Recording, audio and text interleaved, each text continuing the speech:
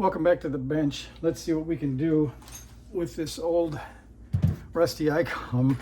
I was looking online about how to get one of these apart, how to get the front panel off, and I think there's only one set screw on the main tuning indicator. That was pretty easy. And then I think the rest of the knobs pull off. We'll try that. That's one, 2, 3.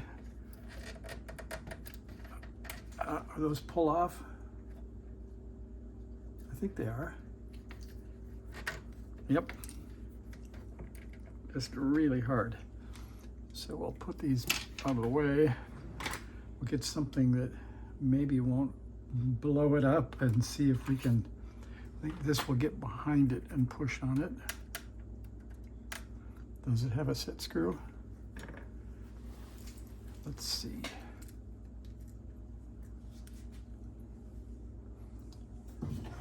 We got the trusty phone camera with a flashlight.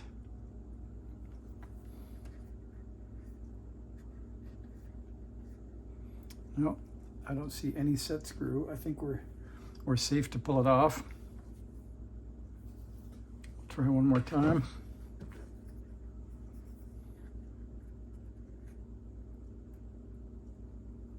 That worked.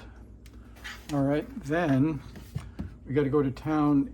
Even because the heatsink is on top of this thing, even the speaker screws have to come off because those go into the aluminum.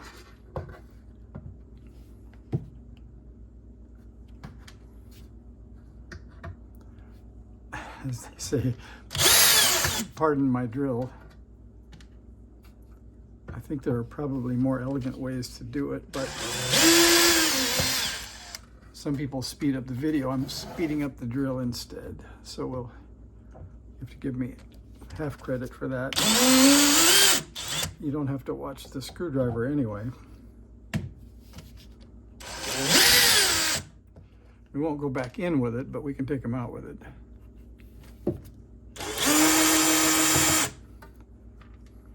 And I do wait till the screwdriver falls into the head so I don't rip it out.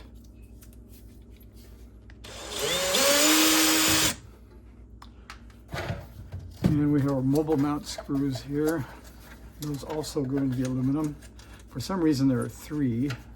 That's just the way the rusty radio came.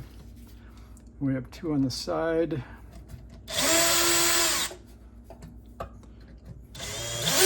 And the way it looks, once I get the 2 halves of the clamshell part of the case off, there are screws that hold the front panel on, I think, along the top and bottom edge.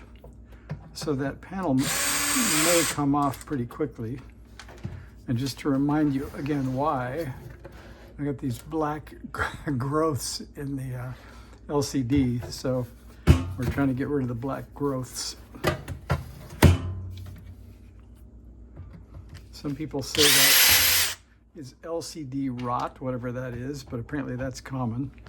I think it looks like something in front, but then I'm not sure exactly how the LCD is put together, so we'll find out. Also don't know if the feet have anything to do with this coming off. I guess they don't. So there's the bottom. Man, look at that nice rust. Take a look at that. I've seen stuff like that on the beach.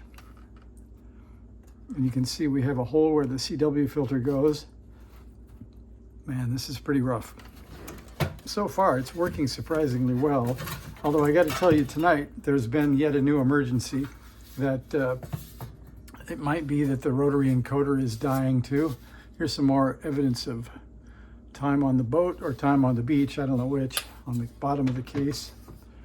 So now we've got these screws in the front panel itself.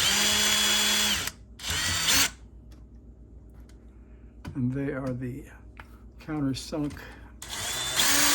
variety. All right, we'll flip it over.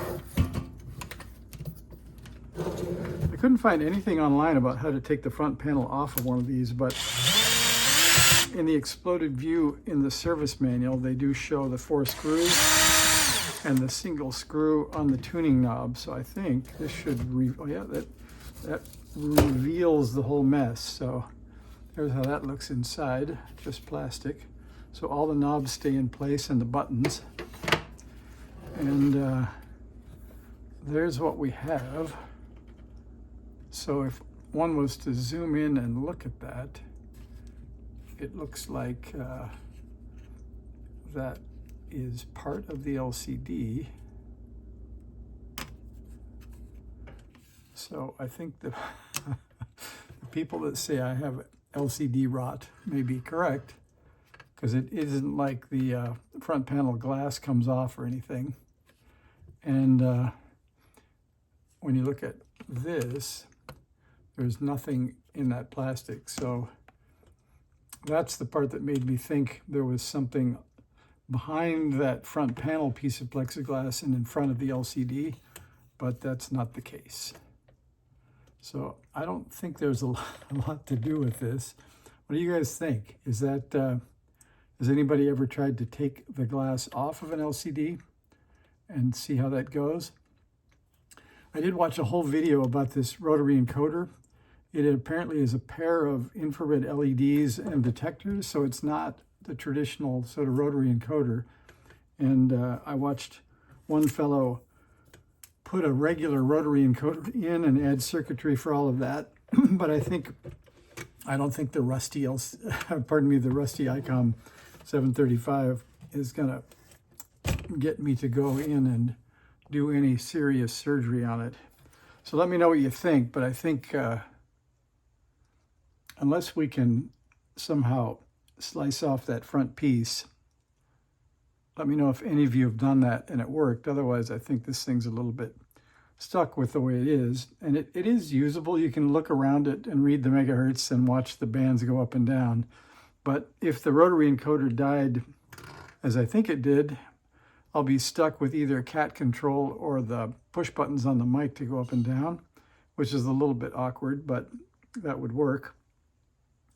And I think there might be the issue too of changing bands, etc.